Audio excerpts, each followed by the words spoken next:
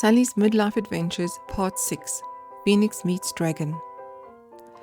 Sally, Emma and Tom became even closer after all the information had come tumbling from Tom's mouth. "So how does Amber fit into all of this, Tom?" Sally asked curiously. "Only you and Emma have encountered her." "Amber only appears when someone's life is in danger," Tom answered. Being a phoenix and guardian of the spirit world, she knows in advance when someone is about to cross over. And if that person still has important tasks to fulfill, she intervenes and heals them, giving them the gift of psychic abilities, which they need to learn how to manage.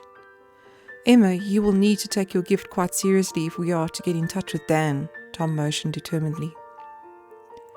"Sally, I think we're also going to need to find out how to draw the time travel portal that your Uncle Dan used, don't you think?" Emma retorted, hoping to take the pressure of learning her psychic abilities off herself, because it freaked her out just a little bit. There was no more pretending she didn't really see things when she knew otherwise. "I think you will have to contact Uncle Dan and ask him where to look," Sally answered, sensing Emma was not too keen at all. "We will all be here for you, so don't look so petrified, Emma. We all have psychic powers, so perhaps there's some truth in the power of three." Sally reassured her friend, but at the same time felt a little humoured by it all. "Let's go back to the manor and start it off in Dan's room. Tom, you coming with us this time," Sally said, placing Tom's hand in Emma's and grabbing Emma's other hand so that she had a free hand to draw the sigil portal, and whoosh, they were back in the library at the manor, as if they had never left. They grabbed some candles and ran upstairs to Dan's room, which was in the far corner at the end of the passage. They were all a little excited at the realization that they could actually reach him in the spirit realm. Sally had so many mixed feelings because she was still trying to calm her emotions after finding out that Uncle Dan was actually Flynn, her husband whom she had thought died from leukemia after only 6 months of being together, but that he had in fact been rescued by an actual phoenix and had time travelled back to his proper time in the 1980s. Everything was so surreal.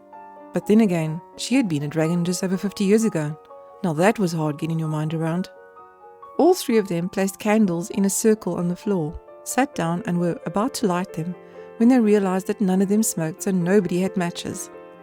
Sally felt a little annoyed at having to run down to the kitchen and hunt down some matches, and shoved her hands at the candles in annoyance, and in a sudden flash of energy the candles all lit simultaneously.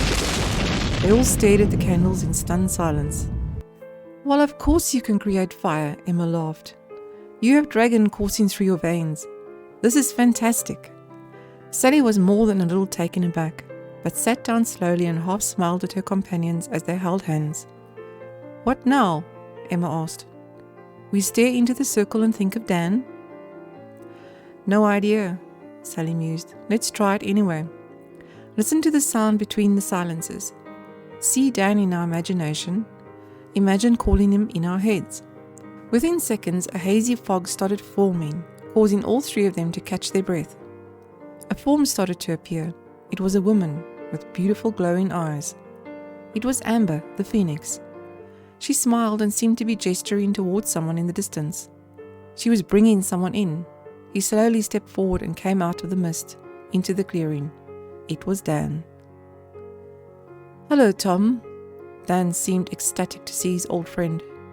Dan was mouthing the words, but everyone could hear what he was saying in their heads. There was no actual audible voice. "I actually had no idea I'd be able to ever chat to you guys again," Dan uttered in amazement. "I've been watching your discoveries from a distance, but having to peer through a veil makes things a little more challenging, unfortunately. I've been trying to lead you to the clues I left to make things a little easier," Dan said as he looked around the room. "Sally, it's good to see you again. I'm sorry I had to leave you without Finn. It was a hard decision to make, but it was unavoidable, unfortunately. It helped a little being able to see you as Dan, but it was never the same having to become almost mean to avoid dealing with my feelings for you, which you would not have understood then." "It's okay, Uncle Dan, Finn. I'm glad I now know. I loved you so much, Finn. Those 6 months have lasted a lifetime. Thank you for protecting me," Sally replied with deep emotion and tears in her eyes. Dan smiled at the love of his life and embraced her in his mind's eye, for the longest moment. Good memories. He glanced over at Emma. "Emma, thank you for being such a good friend to Sally. You were the support I could never be, and are more powerful psychically than you realize. Your power connects us more easily than anyone in the human world could, and having Tom and Sally's powers united with yours works like an internet connection between the spirit world and the human world. And the fact that the mansion is on the nexus point overlapping all the worlds means that all of your powers are strongest here at the manor. Dan, where is the time travel sigil that you used? Tom asked hurriedly, worried the magical apparition of Dan would disappear before he could ask what they needed to know. We need to find the other travelers and destroy them before they destroy us like they did to you. Yes, that was quite unexpected, Dan answered. 1 minute I was here, then a burning flash of light penetrated my head and I was staring down at my lifeless body. It was quite a shocker. I saw 2 figures dressed in black suits step through a portal and vanish. For safety's sake, I must insist that the time travel sigil only be used accompanied by Amber. In fact, it has been imprinted on her arm, so only she can activate it, and she has agreed to assist you in capturing these 2 beings, destroying them and their portal and closing it forever. It will be a tricky, complicated task, but you are all capable of succeeding. Amber will answer your call in the same way you called me. You will all be involved, because you will need maximum combined power to defeat these beings. They are fast, sly, deadly and skilled, so will have to be captured by surprise and destroyed without hesitation. Fast and efficiently. Sally, your dragon powers will be their downfall. Good luck. And within seconds, the mist engulfed Dan and Amber and they disappeared. Tom, Emma and Sally sat in stunned silence, contemplating what had just happened. They would need to devise a plan before they contacted Amber again. Sally decided to let it be for now, because it was a lot to soak up and they all needed a bit of a break. Right guys, let's take the afternoon off from all of this, she exclaimed as she stood up and brushed off her clothes. Let's have some cocktails and snacks and put our feet up a bit. What do you say? She rang for James and organised the food to be placed on the enclosed patio, large windows overlooking the forest in the distance. I'm not sure I can get over knowing James is a ghost.